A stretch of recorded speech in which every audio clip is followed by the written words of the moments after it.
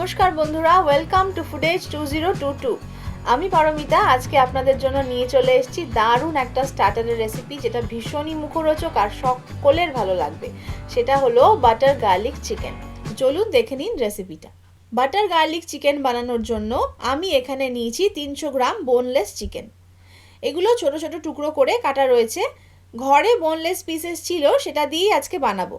আপনারা কিন্তু ব্রেস্ট পিসটা ব্যবহার করতে পারেন, তবে এমন কোনো কারণ নেই যে ব্রেস্ট পিস ছাড়া অন্য কোনো পিসে বানানো যাবে না, তবে ব্রেস্ট পিসটা হলে সবচেয়ে বেশি ভালো হয়। প্রথমে এই চিকেনগুলোকে আমি ম্যারিনেট করে নেব। এর মধ্যে দিয়ে দিচ্ছি হাফ চামচ গোলমরিচের গুঁড়ো, দিয়ে দিচ্ছি 1 চামচ আদা রসুন বাটা। এটা কিন্তু আমি শিলনোড়াতেই বেটেছি। 5 কোয়া রসুন আর ছোট্ট এক টুকরো আদা এতে রয়েছে। দিয়ে দিচ্ছি হাফ চামচের একটু বেশি নুন, আর দিচ্ছি অর্ধেক পাতিলেবুর রস। এবার সব কিছু দিয়ে ভালো করে মাখিয়ে এটাকে ম্যারিনেট করে রাখতে হবে অন্তত আধ ঘন্টা। তবে আরেকটু বেশি রাখলে খুবই ভালো হয়, তাহলে মাংসটা আরও একটু নরম হয়ে যাবে। এবার এটাকে আমি ফ্রিজে রেখে দেবো অ্যাটলিস্ট আধ ঘন্টা। কড়াইতে 1 গ্লাস জল দিয়ে আমি বসিয়ে দিয়েছি। সেই জলের মধ্যে দিয়ে দিচ্ছি কয়েকটা বোনলেস চিকেন। কিন্তু চিকেন স্টকটা আমি বানাবো আজকে বোনলেস চিকেন দিয়েই, তবে আপনারা বানাবেন উইথ বোন পিসেস দিয়ে। আমার বাড়িতে উইথ বোন পিসেস নেই, তাই আমি এটা দিয়ে আজকে একটু কাজটা চালিয়ে নিচ্ছি। এর মধ্যে আমি দিয়ে দিচ্ছি হাফ চামচ নুন, দিয়ে দিচ্ছি ক্রাশ করা 3 কোয়া মতো রসুন, আর একটুখানি আদা থেতো করে আমি এর মধ্যে দিয়ে দিলাম। এবার এটাকে আমি ঢাকা দিয়ে দিচ্ছি। এটা ফুটতে ফুটতে যখন হাফ গ্লাস হয়ে যাবে তখন আমি এটাকে নামিয়ে নেব, আর এই প্রসেসটা হবে কিন্তু একদম লো ফ্লেম। বন্ধুরা, ঢাকাটা আমি এবার তুলে নিচ্ছি। 15 মিনিট মতো হয়ে গেছে। মাঝখানে একটু তুলে নিয়ে আমি মাংসগুলোকে একটুখানি টুকরো টুকরো করে দিয়েছিলাম। এই চিকেনগুলো দিয়ে কিন্তু আমি পরে অন্য কোনো রান্না করে ফেলতে পারবো। চিকেনটা এদিকে ম্যারিনেট হয়ে গেছে আধ ঘন্টার ওপরেই। চিকেনটাকে আমি কিন্তু বের করে নিয়েছি। এবার এর মধ্যে যেটা দেব সেটা হলো 2 টেবিল স্পুন পরিমাণ ময়দা। এবার মাংসটাকে ভালো করে আমি হাত দিয়েই মেখে নেব, যাতে ময়দা দিয়ে প্রত্যেকটা মাংসের পিস কোট হয়ে যায়। ময়দা দিয়ে প্রত্যেকটা মাংসকে ভালো করে মেখে নিয়েছি। এবার এটাকে একটুখানি শ্যালো ফ্রাই করব। চিকেন স্টকটা কিন্তু এদিকে আমার একদম রেডি হয়ে গেছে। এবার জলটাকে আমি পুরোপুরি ছেঁকে নেব। গ্যাস জ্বালিয়ে আমি বসিয়ে দিয়েছি একটা ফ্রাইং প্যান। ফ্রাইং প্যানের মধ্যে দিয়ে দিচ্ছি 2 টেবিল স্পুনের একটু বেশি পরিমাণ সাদা তেল। তেলটা বেশ গরম হয়ে গেছে। খুব বেশি যদি গরম হয়ে যায় তাহলে কিন্তু চিকেনগুলো পুড়ে যেতে পারে, তাই হালকা একটু গরম থাকতে থাকতেই চিকেনের পিসগুলো দিয়ে দেবেন। লো টু মিডিয়াম ফ্লেমে চিকেনগুলোকে হালকা একটুখানি ফ্রাই করে নিতে হবে।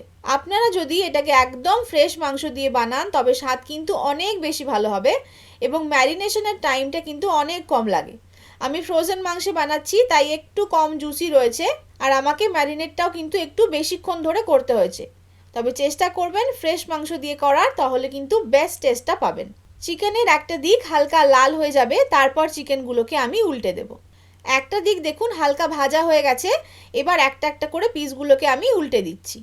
অপর পিঠটাও এরকম হালকা একটুখানি লাল লাল হয়ে ভাজা হয়ে গেলে তারপর আমি চিকেনগুলোকে তুলে নেব। আপনারা যদি ব্রেস্ট পিস দিয়ে করেন তাহলে কিন্তু নিজেদের পছন্দ অনুযায়ী সাইজে এবং শেপে টুকরোগুলোকে কেটে নিতে পারবেন।